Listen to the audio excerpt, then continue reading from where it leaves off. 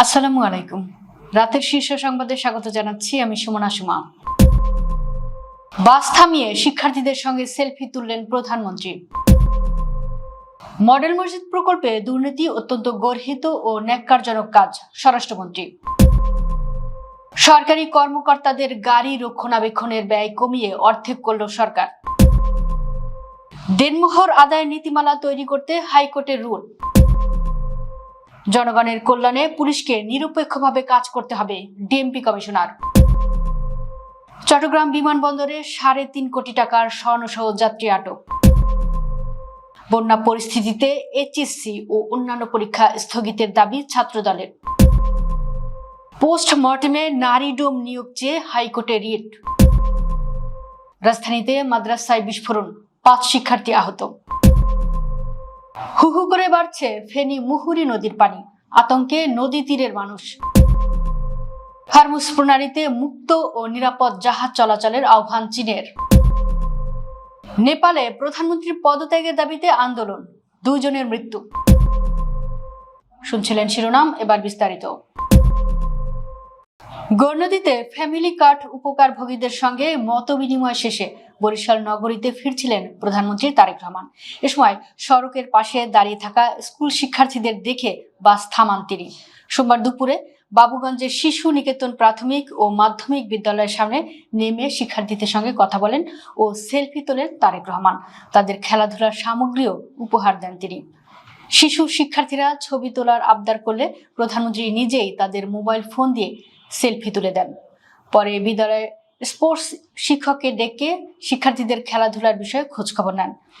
শিক্ষার্থীদের খেলাধুলার আগ্রহ সম্পর্কে জানতে চাইলে তারা স্বতঃস্ফূর্তভাবে প্রধানমন্ত্রীর প্রশ্নের উত্তর দেয়। এ সময় তিনি শিক্ষার্থীদের হাতে ব্যাডমিন্টন, ফুটবল, দাবা সহ বিভিন্ন খেলাধুলার সামগ্রী তুলে দেন এবং পড়ালেখার পাশাপাশি নিয়মিত খেলাধুলা করার পরামর্শ দেন।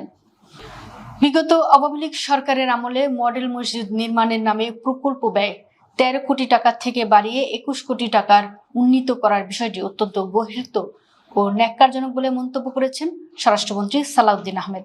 তিনি বলেন, ইসলামের নাম ভাঙিয়ে যারা এই অপকর্ম করেছে তাদের চিহ্নিত করতে প্রতিটি মডেল মসজিদের নির্মাণ কাজ ও ব্যয় নিয়ে আলাদাভাবে তদন্ত পরিচালনা করতে মন্ত্রণালয়কে নির্দেশনা দেওয়া হবে। সোমবার জাতীয় সংসদের প্রশ্নোত্তরে ধর্মমন্ত্রীর পক্ষে জবাব দিতে গিয়ে তিনি একথা বলেন। এদিন সংসদে নোয়াখালী 2 আসনের সংসদ সদস্য জয়নুল আবেদিন ফারুকের সম্পূরক প্রশ্নের জবাবে মন্ত্রী বলেন, বিগত ফ্যাসিবাদী সরকারের আমলে অর্থ লোপাটের উদ্দেশ্যে বিভিন্ন প্রকল্প গ্রহণ করা হয়েছিল। মসজিদের নামে করা এসব অনিয়ম কেবল দুর্নীতি নয়, বরং ধর্মীয় অবমাননার শামিল। ব্যয় সংকোচন নীতির আওতায় সরকারি কর্মকর্তাদের বিনা সুদে গাড়ির ঋণ স্থগিতের পর এবার রক্ষণাবেক্ষণ ব্যয় কমাচ্ছে সরকার। এতে অর্ধেকে নামতে যাচ্ছে সরকারি কর্মকর্তাদের গাড়ি রক্ষণাবেক্ষণের মাসিক ব্যয়। সরকারি কর্মকর্তারা গাড়ি রক্ষণাবেক্ষণে মাসে 50,000 টাকা করে পেতেন, তবে ব্যয় সংকোচন নীতির আওতায় এর পরিমাণ কমিয়ে 25,000 টাকা করা হচ্ছে। সম্প্রতি এমন সিদ্ধান্ত নিয়েছে জনপ্রশাসন মন্ত্রণালয়, যা চূড়ান্ত অনুমোদনের জন্য অর্থ মন্ত্রণালয়ে পাঠানো হচ্ছে। উপসচিব থেকে শুরু করে শীর্ষ পর্যায়ে সরকারি কর্মকর্তাদের গাড়ি কিনতে 30 লাখ টাকা সুদমুক্ত ঋণ দিয়ে আসছিল সরকার। 2017 সালে শুরু হওয়া উদ্যোগটি গত বৃহস্পতিবার 9 জুলাই স্থগিত করা হয়েছে। সরকারের ব্যয় সংকোচন নীতির আওতায় এমন সিদ্ধান্ত নেওয়া হয়েছে। এতে নতুন ভবন নির্মাণ, ভূমি অধিগ্রহণ এবং সরকারি অর্থে বিদেশ সফর ও প্রশিক্ষণে কড়াকড়ি আরোপ করা হয়েছে। বিয়ের সময় ধার্য করা দেনমোহর আদায় আদালতের পদ্ধতি ও নীতিমালা তৈরি করতে কেন নির্দেশ দেওয়া হবে না তা জানতে চেয়ে রুল জারি করেছেন হাইকোর্ট। আইন মন্ত্রণালয়ের সচিব সহ সংশ্লিষ্ট বিবাদীদের এ রুলের জবাব দিতে বলা হয়েছে। এ সংক্রান্ত রিটের প্রাথমিক শুনানি নিয়ে সোমবার হাইকোর্টের বিচারপতি আহমেদ সোহেল ও বিচারপতি ফাতেমা আনোয়ারের সমন্বয়ে গঠিত বেঞ্চ এ রুল জারি করেন। আদালতে রিটের পক্ষে শুনানি করেন রিটকারী আইনজীবী ব্যারিস্টার ফাহমিদা আখতার নিজে। শুনানিকালে হাইকোর্ট বলেন, ধর্মীয় রীতি বাদ দিয়ে লোক দেখানো দেনমোহর ধার্য করতে গিয়েই যত সমস্যা হচ্ছে। এ বিষয়ে ইসলামিক শরিয়া আইনের বাইরে যাওয়া যাবে না। এর আগে গত 5 জুলাই বিবাহের সময় ধার্য করা দেনমোহর আদায়ের পদ্ধতি ও নীতিমালা তৈরি করার নির্দেশনা চেয়ে হাইকোর্টে রিট করা হয়। সুপ্রিম কোর্টের আইনজীবী ব্যারিস্টার ফাহমিদা আখতার জনস্বার্থে এ রিট দায়ের করেন। এতে আইন সচিব সহ সংশ্লিষ্টদের রিটে বিবাদী করা হয়। Dhaka metropolitan police commissioner Musliuddin Ahmed বলেছেন, আইন শৃঙ্খলা রক্ষায় প্রত্যেক পুলিশ সদস্যকে নিজ নিজ অর্পিত দায়িত্ব যথাযথভাবে পালন করতে হবে। অপরাধীর কোনো দল, মত বা সামাজিক শ্রেণী নেই। পুলিশকে কোনো ব্যক্তি, গোষ্ঠী বা দলের নয়, জনগণের কল্যাণে নিরপেক্ষভাবে দায়িত্ব পালন করতে হবে। সোমবার ডিএমপি হেডকোয়ার্টার্সের সম্মেলন কক্ষে জুন 2026 মাসের মাসিক অপরাধ পর্যালোচনা সভায় উপস্থিত ডিএমপির ঊর্ধ্বতন পুলিশ কর্মকর্তাদের উদ্দেশ্যে তিনি এসব কথা বলেন। ডিএমপি কমিশনার বলেন, থানা এলাকায় অবৈধ অস্ত্র উদ্ধার, ছিনতাইকারী, মাদক কারবারি ও চাঁদাবাজদের বিরুদ্ধে নিয়মিত অভিযান পরিচালনা করতে হবে। কোনো ধরনের অপরাধ যাতে থানা এলাকায় সংঘটিত হতে না পারে, সেই লক্ষ্যে সবাইকে সর্বোচ্চ সতর্কতা ও পেশাদারির সঙ্গে দায়িত্ব পালন করতে হবে। চট্টগ্রামের শাহ আমানত আন্তর্জাতিক বিমানবন্দরে প্রায় 3.5 কোটি টাকা মূল্যের 2 কেজি 160 গ্রাম গলিত স্বর্ণ ও স্বর্ণালঙ্কার সহ সংযুক্ত আরব আমিরাতের দুবাই থেকে আসা এক যাত্রীকে আটক করা হয়েছে। সোমবার সকাল 10টার দিকে আটক হওয়া ওই যাত্রীর নাম মোহাম্মদ শহীদুল আলম চৌধুরী। তিনি চট্টগ্রামের মিরসরাই উপজেলার বাসিন্দা। শাহ আমানত আন্তর্জাতিক বিমানবন্দরের জনসংযোগ কর্মকর্তা মোহাম্মদ ইব্রাহিম খলিল জানান, ফ্লাই দুবাইয়ের একটি ফ্লাইটে সকালে চট্টগ্রামে পৌঁছান শহীদুল আলম চৌধুরী। ব্যাগেজ নিয়ে কাস্টমস হলের গ্রিন চ্যানেল অতিক্রমের সময় গোপন তথ্যের ভিত্তিতে বিমানবন্দরে দায়িত্বরত জাতীয় নিরাপত্তা গোয়েন্দা সংস্থা ও প্রতিরক্ষা গোয়েন্দা মহাপরিদপ্তরের সদস্যরা তাকে তল্লাশি করেন। তল্লাশির এক পর্যায়ে তার অন্তর্বাস ও কোমরের বেল্টের ভেতর বিশেষ কৌশলে লুকিয়ে রাখা 2 কেজি 160 গ্রাম গলিত স্বর্ণ এবং স্বর্ণালঙ্কার উদ্ধার করা হয়।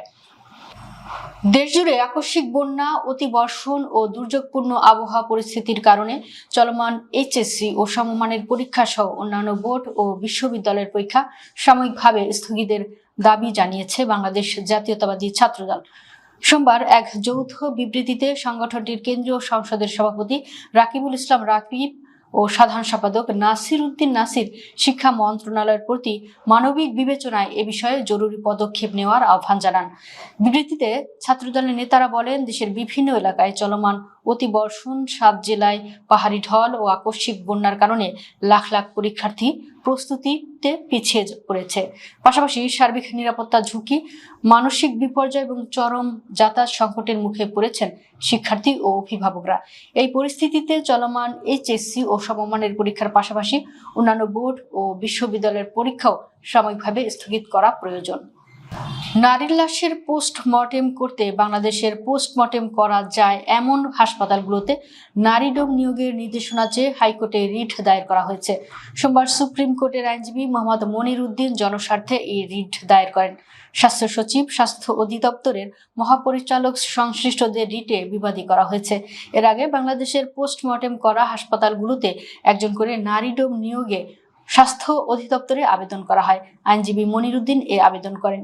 আবেদনে বলা হয়, বাংলাদেশ একটি ধর্মীয় ভাব গাম্ভীর্যপূর্ণ রাষ্ট্র। ইসলাম ধর্মসহ সব ধর্মের নারীর লাশ সতর বা পর্দার অন্তরালে রাখার বিধান রয়েছে। ময়নাতদন্ত একটি আইনি প্রক্রিয়া হলেও নারীর ক্ষেত্রে পরপুরুষের স্পর্শ বা উপস্থিতি গ্রহণযোগ্য নয়। রাজধানীর ডেমরা পূর্ব বক্সনগর এলাকার একটি মাদ্রাসায় বৈদ্যুতিক শর্ট সার্কিট থেকে বিস্ফোরণে 5 শিক্ষার্থী আহত হয়েছেন। তাদেরকে ঢাকা মেডিকেল কলেজ হাসপাতালে চিকিৎসা দেওয়া হয়েছে। সোমবার বেলা 3টার দিকে দারুন নাজাত সিদ্দিকিয়া কামিল মাদ্রাসায় এ দুর্ঘটনা ঘটে। মাদ্রাসাটির শিক্ষক আশিকুর রহমান আকাশ জানান, 8তলা ভবনটির পুরোটাই মাদ্রাসা। যারা আহত হয়েছেন তারা 6ষ্ঠ শ্রেণীর শিক্ষার্থী, থাকে 6ষ্ঠ তলায়। বিকেলে 6ষ্ঠ তলায় যখন ঘুমিয়েছিল তখন দেয়ালে থাকা বৈদ্যুতিক সুইচের বক্সে একটি বিস্ফোরণ ঘটে। সেই বিস্ফোরণে দেয়ালের কয়েকটি ইট খসে পড়ে। সেগুলোর আঘাতেই আহত হয় ওই 5 শিক্ষার্থী। সঙ্গে সঙ্গে তাদেরকে উদ্ধার করে ঢাকা মেডিকেলে নিয়ে আসা হয়। 4 জনকে প্রাথমিক চিকিৎসা দিয়ে ছেড়ে দেওয়া হয়। ফেনীতে টানা বর্ষণ ও ভারতের উজানের ঢলে মুহুরী নদীর পানি হু হু করে বাড়ছে। উজানে ভারী বৃষ্টিপাত হলে দ্রুতই নদীর পানি বিপদসীমা অতিক্রম করতে পারে বলে জানিয়েছেন পানি উন্নয়ন বোর্ডের কর্মকর্তারা। সোমবার দুপুর 3টার দিকে মুহুরী নদীতে পানির স্তর রেকর্ড করা হয় 11.45 মিটার, যা বিপদসীমার 1.10 মিটার নিচে আছে। নদীটির বিপদসীমা 12.55 মিটার। টানা বৃষ্টি ও নদীর পানি বাড়তে থাকায় নদী তীরবর্তী মানুষের মধ্যে উদ্বেগ, উৎকণ্ঠা দেখা দিয়েছে। তারা বলেছেন, প্রতি বছর বর্ষা এলেই বন্যা নিয়ন্ত্রণ বাঁধের ভাঙন নিয়মে পরিণত হয়েছে। ঝুঁকিপূর্ণ বাঁধগুলো দ্রুত চিহ্নিত করে কার্যকর ব্যবস্থা নেওয়ার দাবি জানিয়েছেন তারা। পাশাপাশি সম্প্রতি একনেকে অনুমোদন পাওয়া প্রায় ১,৫৪২ কোটি ১৬ লাখ টাকার মুহুরী কহুয়া বন্যা নিয়ন্ত্রণ, নিষ্কাশন ও সেচ প্রকল্পের পুনর্বাসন দ্রুত বাস্তবায়নের দাবি জানান স্থানীয় বাসিন্দারা। আন্তর্জাতিক নৌ চলাচলের একটি গুরুত্বপূর্ণ জলপথ হরমুজ প্রণালী। সেখানে মুক্ত ও নিরাপদ চলাচল পুনরায় শুরু করা সমস্ত দেশের স্বার্থ রক্ষা করবে বলে জানিয়েছে বেইজিং। সোমবার চীনের রাজধানী বেইজিংয়ে সাংবাদিকদের সাথে আলাপকালে দেশটির পররাষ্ট্র মন্ত্রণালয়ের মুখপাত্র লিন জিয়ান বলেন, হরমুজ প্রণালী দিয়ে জাহাজ চলাচলের বিষয়টি যথাযথভাবে নিষ্পত্তি করা উচিত। হরমুজ প্রণালীর নৌ চলাচল রুট নিয়ে মতবিরোধের জেরে গত এক সপ্তাহ ধরে যুক্তরাষ্ট্র ও ইরান একে অপরের উপর পাল্টা হামলা চালানোর পর চীনের পক্ষ থেকে এই মন্তব্য এলো। এর আগে বেইজিংয়ে নিযুক্ত ইরানের রাষ্ট্রদূত জানিয়েছেন, হরমুজ প্রণালী অতিক্রমকারী জাহাজগুলোর কাছ থেকে নতুন ফি বা শুল্ক আদায় করা হবে, তবে চীন এবং অন্যান্য বন্ধুত্বপূর্ণ দেশগুলোকে এই ক্ষেত্রে বিশেষ সুবিধা দিবে ইরান। বেকারত্ব ও অর্থনৈতিক সংকটের কারণে নেপালে আবারও আন্দোলন শুরু হয়েছে। তরুণ প্রজন্মের মধ্যে বাড়তে থাকা হতাশাকে কেন্দ্র করে কাঠমান্ডুর রাস্তায় নেমে বিক্ষোভ করছেন আন্দোলনকারীরা।